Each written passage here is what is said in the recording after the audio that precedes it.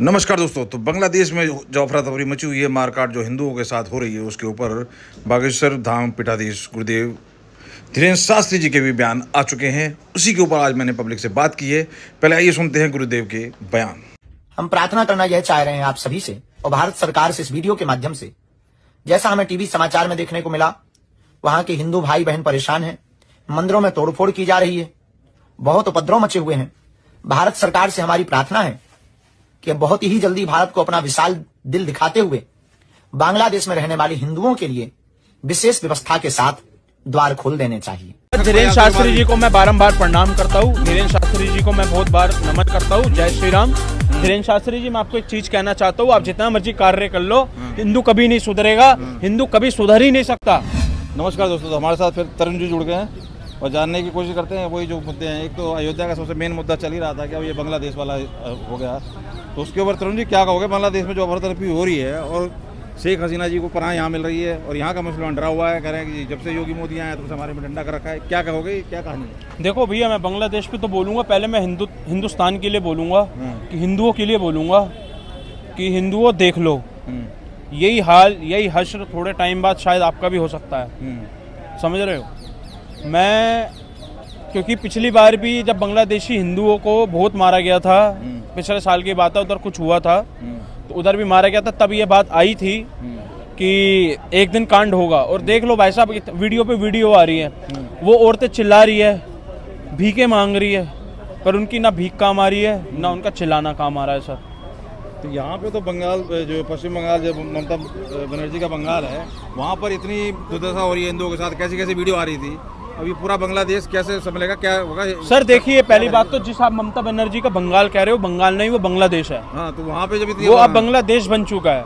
पहली बात तो मैं बंगाल वालों को ये कहूँगा, बंगाल वालों समझ जाओ, बंगाल वालों समझ जाओ, तुम्हारा काम और तुम्हारा धाम किसी काम का नहीं रह जाएगा, तुम्हारी नीयत किसी काम की नहीं रह जाएगी, तुम्हारे बच्चे किसी काम के नहीं रह जाएंगे। क्योंकि शायद तुम कह रहे हो कि हम 70% है इस टाइम, तुम्हें 50%, 45%, 40% होने में समय नहीं लगेगा। तो मैं बंगाल के उन हिंदुओं से कहना चाहता हूँ जिन्होंने ममता बनर्जी को दोबारा इस लोकसभा में लेकर आया था, ये राज्यों में, तो मैं एक बार कहना चाहता हूँ कि हिंदुओं, चाहे वहाँ पे कोई भी हो, देखो वहाँ का जो हश्र है ना भाई साहब, इस समय बंगाल का भी कोई हश्र बांग्लादेश जैसा ही है, बंगाल का हश्र भी बांग्लादेश जैसा ही है। आपने देखा था जब टीएमसी की सरकार जीती थी तो क्या हाल करा था बीजेपी की कार्यकर्ताओं का। यहीं पे नहीं तो भाई साहब, आप इस बात को समझ लो, आप इस बात को समझ लो हिंदुओं। मैं आपको शायद लग रहा है कि आपकी माँ बेटियों की इज्जत बहुत प्यारी है, आप 200, 200, 500 कम कमा लो, पर सरकार आप उसको चुनो जो आपके साथ हो, जो सबके साथ हो, जो सबका साथ, सबका विकास के ऊपर काम करती हो, आप उसके साथ दो। आप इस पे साथ मत दो कि आप 5 रुपए आपका लीटर पेट्रोल और महंगा हो रहा है तो 15 रुपए टमाटर महंगा हो रहा है, आप इस पे ध्यान मत दो। सबसे कम महंगाई रेट आज अब है, समझ रहे हो? सबसे कम महंगाई रेट आज की दुनिया में है। जो लोग कहते हैं ना कि सिलेंडर इतने का था, सिलेंडर उतने का था, सर 13 नवंबर का भी आर्टिकल है, 1270 रुपए का सिलेंडर था। आज तो तुम्हें सब्सिडियां भी मिल रही है, आज तो तुम्हें सारी फैसिलिटी मिल रही है, आज तुम्हें सिलेंडर की लाइन में नहीं लगना पड़ रहा। आज मोदी जी ने आपको क्या नहीं कर रखा, हर चीज से आपके ऊपर वो कर रखा है। तो मैं कह रहा हूँ संभलो। और जो बात आती है अयोध्या की, वो 12 साल की बच्ची, उन्होंने क्या बिगाड़ा है? उस बच्ची ने क्या बिगाड़ा है? उस बच्ची ने कुछ नहीं बिगाड़ा था। अगर यही किसी अन्य धर्म के साथ होता ना भाई साहब, तो भी छाती पीट पीट के कनॉट प्लेस ही जाम कर रखा होता। तो मैं इसलिए कहना चाहता हूँ उन अखिलेश यादव को, और सुनो, जो ये दलित लड़की का रेप हुआ है ना, मैं चंद्रशेखर रावण नीले कबूतर को कहना चाहता हूँ, 2 टके के औकात को कहना चाहता हूँ कि अब तेरी चुप्पी क्यों नहीं टूट रही है? मैं आता हूँ उस पर, तो बाद में आता हूँ। पहले मेरे को बताओ, ये रवि जैसा तो कह रहा है, जो ये कपड़े दिखा रहे हैं उल्टे सीधे लेडीज के, सब बांग्लादेश में कह रहा है कि हक है उनका, ये उनको हक मिला है, उनको महसूस हो रहा है कि हमें पावर मिली है, ये वो तो उसे सही बता रहा है रवि जैसा। सर, रवि यादव की लुगाई का भी एक दिन ऐसा ही हश्र होगा। रवि यादव की लुगाई को ना उल्टा करके, और रवि यादव की, मैं बोलना तो नहीं चाहता किसी की माँ बेटी के बारे में, रवि यादव की लुगाई और उसकी बेटी को भी ऐसे टांग के, हक की बात करेंगे हम भी, रविश कुमार की लड़की को और लुगाई को दोनों में ऐसे करके टेढ़ा करके बिना कपड़ों के उसको जला दो। हक है, हक की बात कर रहे हैं ना सर। तो गलत ही है, लेकिन तो सर गलत तो गलत ही है, फिर वो गलत नहीं है क्या? आप एक बात बताओ, वो गलत नहीं है क्या? इकोनॉमी के मामले में ध्रुव राठी बड़ा ज्ञान दे रहा था, कह रहा था कि बांग्लादेश बहुत ही उपजा है। आज सर ये कुत्ते हैं, आपको एक मैं छोटी सी बात बताता हूँ, ये कुत्ते हैं, इनका ना कोई, मैं आपको क्या कहता हूँ, इनकी ना जात ना पात है, इनको दो। सर ये देखिए मैं बताता हूँ, ये हिंदू के नहीं है सिर्फ, ये सिर्फ हिंदुओं के नहीं है। अच्छा, मुसलमानों के हैं, मुझे तो उनके भी नहीं लगते। सर अब मैं आपको बात कहता हूँ, आप एक बात सोचो, इसने सिर्फ ये इलेक्शन के टाइम में इसको ये केजरीवाल ने बहुत अच्छा काम करा, इसकी पहले की वीडियो केजरीवाल पूरी दिल्ली खराब कर दी। ये सर ये ध्रुव राठी एक 2% के इंसान का वो है। देखो इस समय मोदी जी को गिराने के लिए पूरा अमेरिका तैयार था, चाइना तैयार था, जर्मनी तैयार था, हर कोई देश तैयार था कि ऊपर कैसे उठ पा रहे हैं। तो वही तो चिंता हो रही है कि अगर पड़ोस सारा बर्बाद हो जाएगा तो कैसे देश के लिए उसकी बदवा। सर देखो अगर हम अच्छे हैं ना तो पड़ोस वड़ोस गया भाड़ के अंदर। जब एक घर में 2 रहने वाले मियाँ बीवी अच्छे हैं ना, जब हम दोनों को विश्वास है ना, तो पड़ोस कुछ भी नहीं करता। सर मोदी जी ने आके दिखा दिया कि तीसरी बार भी मैं हूँ, चौथी बार भी मोदी जी है, इसमें कोई राय नहीं है। ये जितना मर्जी प्रोपोगंडा फैला ले, संविधान संविधान, जिसके बाप दादों ने संविधान खा गया वह संविधान सिखा रहा है हमें। एक आपने सुना हो, एक बागेश्वर धाम के गुरुजी हैं धीरेन्द्र शास्त्री जी, वो बेचारे दिन रात लगे रहते हैं हिंदुओं को एक करने में, और जिस तरीके का तमाशा, जिस तरीके की राजनीति हो रही है, क्या लग रहा है हिंदू एक हो पाएंगे? धीरेन्द्र शास्त्री जी को मैं बारंबार प्रणाम करता हूँ, धीरेन्द्र शास्त्री जी को मैं बहुत बार नमन करता हूँ। जय श्री राम। धीरेन्द्र शास्त्री जी, मैं आपको एक चीज कहना चाहता हूँ, आप जितना मर्जी कार्य कर लो, हिंदू कभी नहीं सुधरेगा, हिंदू कभी सुधर ही नहीं सकता। आप, मैं कह रहा हूँ, अगर तवे पे भी बैठ जाओगे ना धीरेन्द्र शास्त्री जी, हनुमान जी को भी नीचे उतार के कह दोगे तो तब भी ये नहीं सुधरेंगे। आपकी गलत फहमी है धीरेन्द्र शास्त्री जी, आप हमारे पूजनीय हो, आप हमारे गुरुदेव हो, आप हमारे भाई हो, ठीक है। आप, ये हिंदू कभी भी नहीं सुधरेगा। अगर हिंदू ने सुधरना होता तो वे बहुत पहले ही सुधर जाता, 1947 के बाद ही सुधर जाता है। पर मैंने उनके कथाओं में, उनके प्रवचनों में इतनी भीड़, जिस तरीके से एकजुट हिंदू को देखा है, मैंने आज तक नहीं देखा।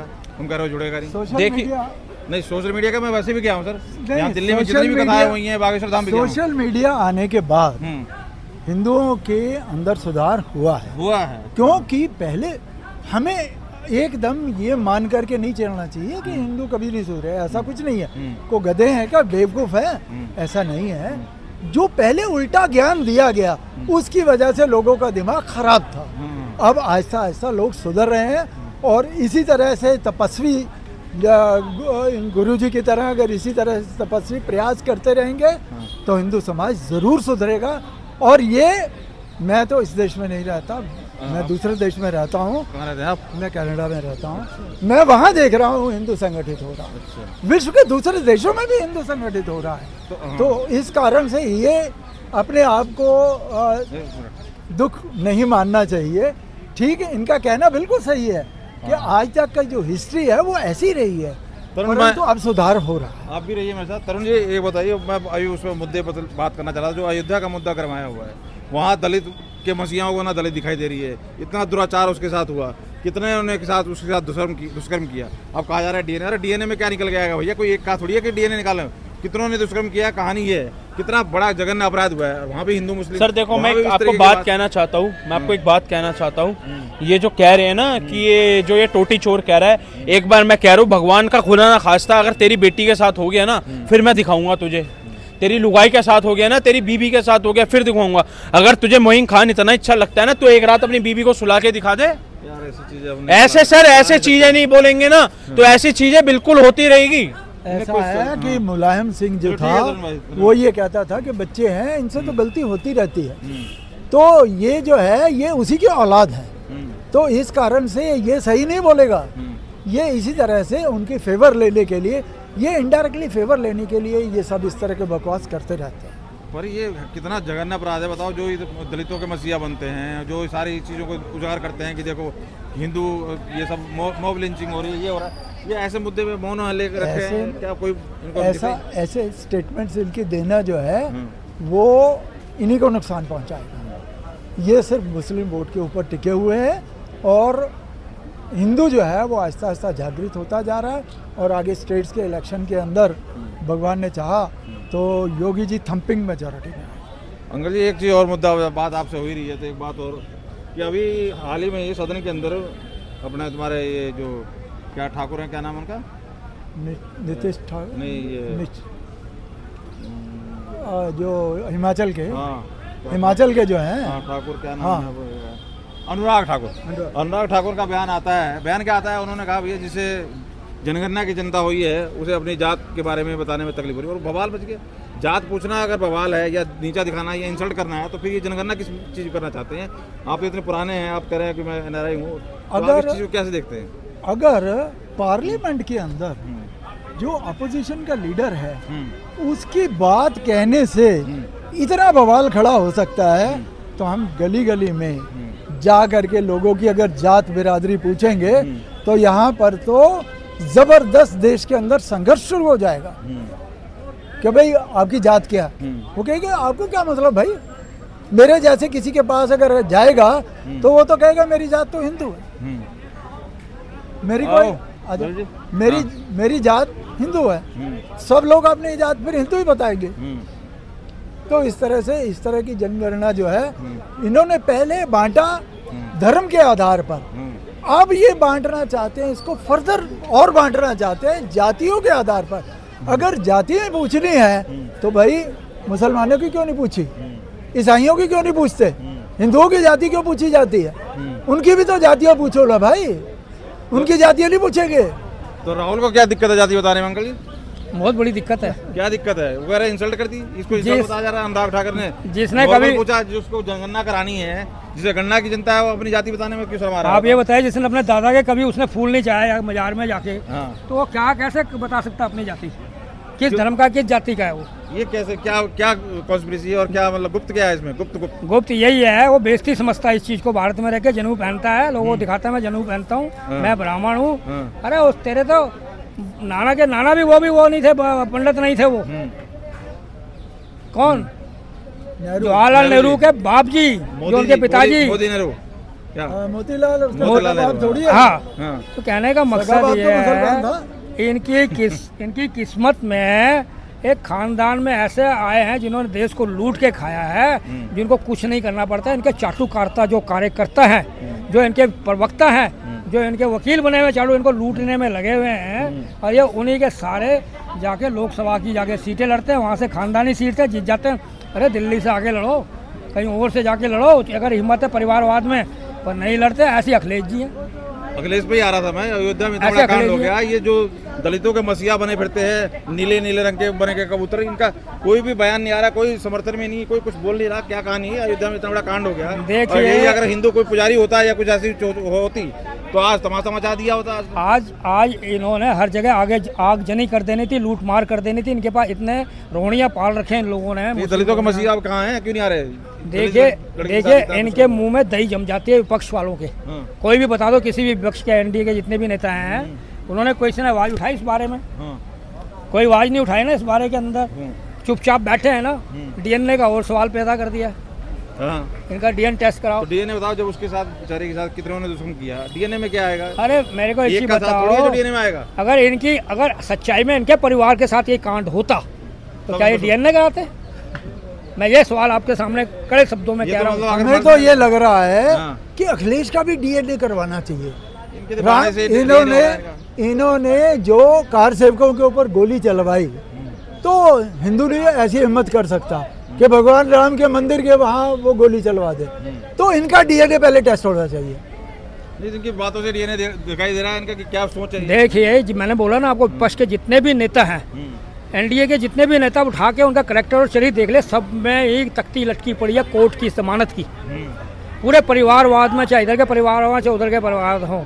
मैं ये कहना चाहता हूँ, इनको तो पहले इस बात का शर्म नहीं है कि हम खुद भुक्तभोगी हैं, हमने अपराध कर रखे हैं। में बिल्कुल भी नहीं सोचते हैं ये लोग। पर हमारे देश की जो सरकार है उसकी भी कमजोरी है, जो उच्चतम न्याय में बैठे उनकी सरकार है। काहे को आप बेल लेते हो बार बार? इनकी सरकार क्यों नहीं ऐसा सख्त कानून ला के इनको अंदर डालती है? अच्छा, यहाँ का मुसलमान बताते हैं ये सब गैंग वाले कि मैं डरा हुआ है, और शेख हसीना को यहीं पे सिर्फ देखिए, मैं बांग्लादेश वाले पे भी आ जाते हैं। मैं बताता हूँ बांग्लादेश की यह बात है। बांग्लादेश में जो कांड हुआ है वो बड़ी सोची समझी राजनीति बहुत पहले से चला आ रहा था कि इसकी सरकार गिरानी है। अच्छा, शेख हसीना की सरकार ज्ञानी है, पर इनको कुछ क्यों नहीं मिल रहा था जो छात्रों के आंदोलन की वजह से इन्हें क्यों मिला है। उसी क्यों में इन्होंने आतंकवादियों का सहारा लेके, और जो जर्नल लोग हैं वहाँ के बड़े बड़े, एक इसकी हिम्मत हो सकती है शेख हसीना के पास खड़ा होकर इस्तीफा दे के जाओ, जल्दी से जाओ, उसकी हिम्मत हो सकती है कहने की है? क्या कहेंगे आप? शेख हसीना की सरकार गिराना एक 56 देशों की अंतर्राष्ट्रीय साजिश है। तो किसके खिलाफ साजिश है? ये जितने कट्टरपंथी देश हैं वो बांग्लादेश को कट्टरपंथी देश बनाना चाह रहे हैं। पर मैं कह रहा हूँ कि हिंदुस्तान पूरा पड़ोस बर्बाद हो रहा है, तो हिंदुस्तान के लिए कहाँ से सेफ है ये? अजी ये अगर कांग्रेस का राज होता तो हिंदुस्तान भी इन्हीं देशों की गिनती में होता। ये तो बचा हुआ है मोदी जी की वजह से। देखिए हमारे यहाँ जो सरकार है इस टाइम, सख्त हमारा होम मिनिस्टर है, सख्त हमारा विदेश मंत्री है, सख्त हमारे मोदी जी हैं, हमारा रक्षा मंत्री जी सख्त हैं। उनके वजह से आज थोड़ा जो हो रहा है ये रुकाव चला हुआ है, नहीं तो ये हमारा देश ये भी एक मुस्लिम कंट्री गिन के 58वां देश बन जाता। ये भी 58वां देश, क्योंकि हमारे हिंदुओं में कई जे चंद हैं जिनमें एकता नहीं है, अलग अलग धर्मों के कारण ये अपने आप को शहंशाह समझते हैं। तो क्या लग रहा है ऐसी कंडीशन में एनआरसी, सीएए और यूसीसी महत्वपूर्ण नहीं हो जाता है ऐसे सिचुएशन में? देखिए बहुत जरूरत है, बहुत आवश्यकता है इस चीज की। कांग्रेस ने कभी जनगणना नहीं इनकी करवाई तो रुकवा दी थी, और कभी भी इन्होंने ये नहीं बताया कि मुसलमानी संख्या कितनी है। मैं नहीं कहता सारे मुसलमान हमारे देश विरोधी या हमारे हित के विरोधी हैं, पर इस्तेमाल तो कर रहे हैं ना उसको राजनेता। पर एक बताइए, जब मुट्ठी भर के लोग हों और एक समुद्र के बीच में मुट्ठी भर क्या कर सकते हैं? अच्छे मुसलमान भी हैं, अच्छे इमाम भी हैं, पर कहने के पढ़े लिखे लोग भी हैं, पर कहने का मकसद है जब कट्टरवादी उन पर बंदूक रख देगी, तो ऐसे जो कट्टरवादी मौलाना है अगर उनको गलत ज्ञान देंगे तो इस देश का क्या हाल होगा। इस देश के हिंदू आपस में एकता नहीं करेंगे और बटके रहेंगे तो इस देश का ऊपर उठना चलना, जो इन्होंने हमारे आज बीजेपी संगठन है, देखिए बार बार संघ का नाम क्यों लेते हैं राहुल जी?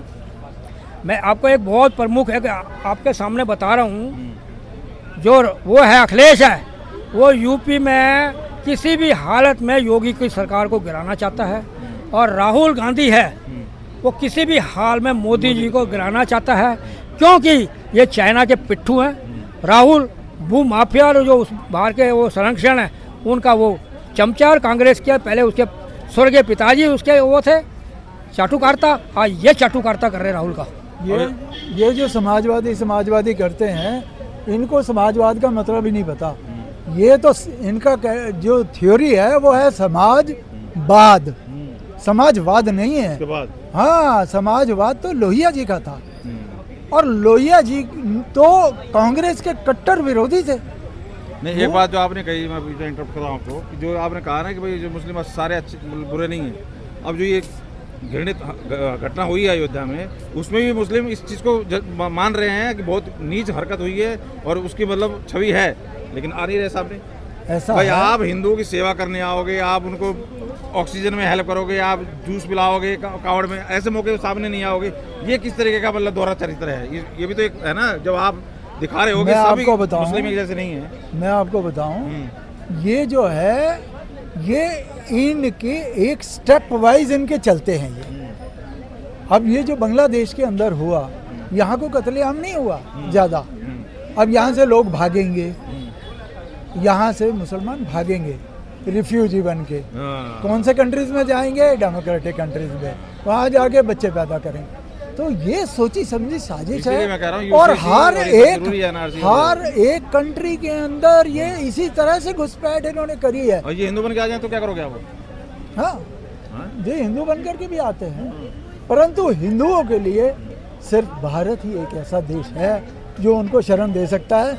इसलिए ये जो यूसीसी वगैरह जो है, ये हमारे लिए सीएए यूसीसी ये जरूरी है। क्या कहोगे सर? देखिए ऐसा है, मोदी जी अच्छा कर रहे हैं, भारतीय जनता पार्टी अच्छा कार्य कर रही है, वो हिंदुओं को सेव करने की कोशिश कर रही है। संघ एक अच्छा कार्य करता, अभी क्या हुआ था वारनार में जितने भी आपदा आई थी, सारे संघ के लोग सेवा कर रहे थे ना वहाँ पर, जहाँ आपदा होती है संघ के सेवक जाते हैं ना वहाँ पर। और कहने का मतलब ये जो जहाँ से जीतते थे कांग्रेस के जो नेता और जो दूसरे विपक्षी दल के जो बने, किसी ने मदद करने गए ये लोग? वो तो कह रहा है जूते गंदे हो रहे थे, उतरा भी नहीं वहाँ पे, इसी की जुड़ी हुई है। तो मैं यही आपको बताना चाहता हूँ, आने वाला वक्त बहुत धैर्य का और साहसीपूर्ण है। आप देख लिए, इसका एक उदाहरण है महाराष्ट्र का उद्धव ठाकरे, जो कट्टरवादी हिंदू तत्व के थे, आज वो कांग्रेस की गोद में बैठा हुआ है। उन जो ऐसी जातीय अल्पसंख्यक जाति, उनके गोदों बैठा हिंदुओं के सनातन धर्म के, हिंदू के धर्म गुरुओं का अपमान करने में तुले हुए हैं, लगे हुए हैं। महाराष्ट्र की बात कर रहा हूँ मैं आपको, उद्धव ठाकरे जी की। वायनाड की बात करें तो सेंट्रल को एजेंसी ने वहाँ अचेत भी कर दिया था, सचेत भी कर दिया था, उसके बावजूद इस तरीके की बातें, और वो वहाँ पर वो सीन क्रिएट किया गया। पता किस लिए किया गया? ताकि सेंटर से हम और पैसा ले करके उसका लूटपाट कर सकें। ये करप्शन के लिए ये काम किया गया, लोगों की जान को आफत में डाल करके अपने पेट भरने के लिए ये कांड किया। ये रविश बातें कर रहा है, कह रहा है कि ये तो जनता का हक है। वो कपड़े दिखा रहे हैं लेडीजों के, लूट, बताओ कैसे कैसे चीजें लूट रहे हैं, साड़ी, अंडरगारमेंट इनको दिखा रहे हैं, और कह रहा है रविश कह रहा है ये इनका हक है, ये जो कर रहे हैं वो रविश कुमार है। हाँ। रविश नहीं है, रविश है। बिल्कुल सही बोला इन्होंने। रविश है। आप एक चीज बताइए, यूपी में क्या इन्होंने संविधान का किताब दिखाया? राहुल ने, अखिलेश ने क्या दिखाया? ये तो बेटी हूँ लड़ सकती हूँ, क्या हुआ? नहीं संविधान का किताब दिखाया इन्होंने। और उसके बाद इन्होंने क्या कहा, एक बॉन्ड फार्म भरवाया, 1-1 लाख रुपए देंगे। कहाँ गए वो 1-1 लाख रुपए? युवाओं को 8,500 रुपए कहाँ गए? वो कहते हो जब हमारी सरकार बनती तब देते। तो भैया ये तो वो कहावत हो गई, मैं प्रधानमंत्री बनूंगा, नहीं तो मेरा बेटा प्रधानमंत्री बनेगा, तब आपको हमने जो वायदा किया पूरा करेंगे। अरे इतना झूठ, इतना बरगाना मोदी सरकार के ऊपर आरोप लगाते हो, पहले अपना चेहरा तो देखो, कौन से पानी से आपने मुंह धोया हुआ है। बहुत बहुत धन्यवाद लाली जी, बहुत बहुत धन्यवाद। ये है वो सब गर्म मुद्दे, आज के मुद्दे, बांग्लादेश हो चाहे अयोध्या का कांड हो, इन्हीं के ऊपर हम बारी बारी से ओपिनियन लेंगे। वीडियो इसी का कंटिन्यू पार्ट होगी। धन्यवाद।